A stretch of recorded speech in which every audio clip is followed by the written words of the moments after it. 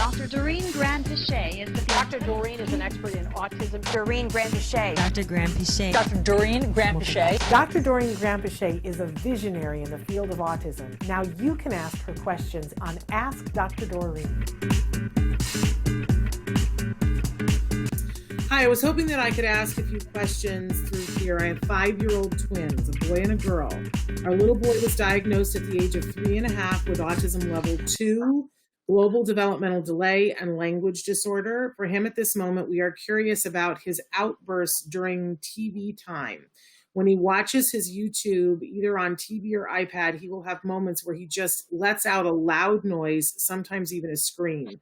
What could be the cause of the sudden outburst?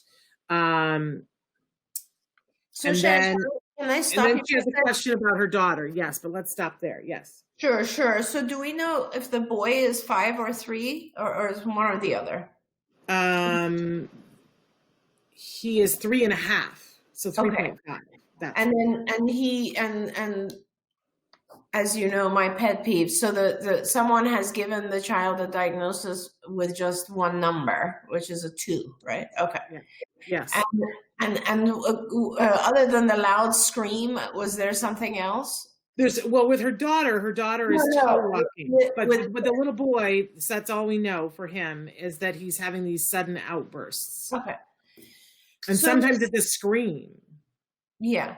So I'm afraid I would need to ask many more questions before I could tell you a lot more. Oh, okay. I see that they just wrote. Yeah. He was diagnosed at 3.5. Great. Got it. So, and I have to say, and I'll say this for our viewers, a lot of times someone will give you a diagnosis and they'll give you one number, and that's just incorrect. There are 2 domains in autism. The first domain has to do with social communication. These are like the areas of deficit, right? The areas that are different. The first one is social communication. And those are things like everything from like eye contact to normal conversation to being able to play with others appropriately, to be challenging. All of this kind of stuff falls into social communication, right?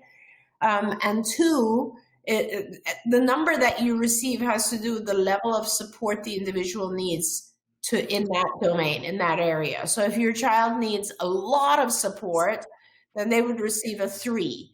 If they need medium support and social communication, then that's a 2. And if they're mildly affected, then that would be a 1.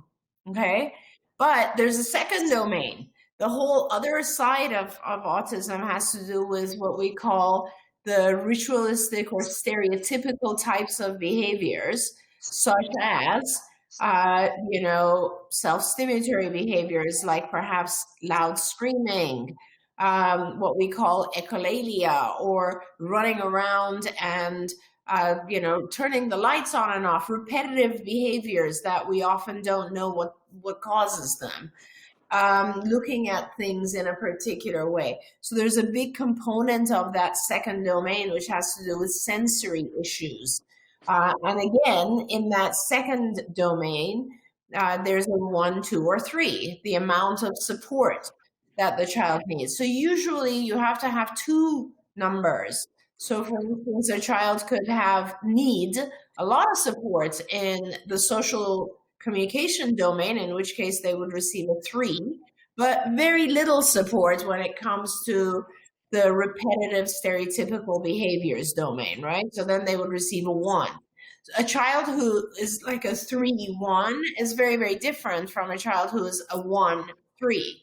So we have to kind of be clear about that. But I'm making the assumption that he is 2 in one or the other domain. There should be 2 numbers, right? So we're just going to say he's 2, and which means he needs a medium level of support in both domains. Now, what is the screaming about? Again, I don't know him well enough, but a lot of times, as I said before, these behaviors show themselves when our kids cannot vocally communicate. So if the screaming, when the screaming occurs, you need to figure out what are some of the antecedents and what are some of the consequences. What are the things happening around the screaming? It could be that he's screaming to get your attention. It could be that he's screaming because he just saw something very exciting on the screen. And if he had language, he would turn to you and say, Mom, check that out. Look how cool that was. But he can't. He doesn't have that language. So his excitement comes out on the screen. It could be that he just likes the sound of the scream because he has a sensory need where he likes to hear himself scream. And there's a lot of different things that it could be, but that you can only determine that by knowing what happened before it, what happened after it. How did the environment manipulate what just happened? So without that information, I can only give you some of those options. It could be sensory, it could be challenging, it could be communication, all of those types of things are possible. And so I could help you kind of figure out how to deal with it. So we've got a lot of people that are writing in that their children have similar behaviors, but the problem is that each one of you, your kids might be doing it for an entirely different reason. Oh, yeah. So we're going to do homework and ask for everyone to take ABC data on their kids doing these behaviors. So what I just did was, and you guys, if you watch the show, you've seen me do this before. I took a piece of paper, I folded it in three, and across, so now I've got 3 columns, and across the top, I wrote ABC. A is for antecedent, which is what happened before. B is for the behavior. C is for the consequence. And you're just going to take data. So after he does it, while he's screaming, you're thinking, you're not writing down while he's doing it, but you're thinking to yourself, what am I going to write down on the piece of paper? I'm going to write down that he started screaming and I'm timing it, and he screamed for 5 minutes. And he did it in this pattern. He ran around the room while he was screaming. He made eye contact with me while he was screaming, whatever it is, right? It's going to look different for everybody. Then, so you write that down first when the behavior is over. Then think to yourself, what happened as a result of it? Do we all pay attention to him? Did someone say, hey, stop that? What was the consequence? And then last, go back and think to yourself, what happened right before? That's when you're, being a forensic scientist, where you watch, somebody wrote in and said you were watching Mario, and that it happened. So you would write that down and you write down what time it happened and fill a couple of sheets.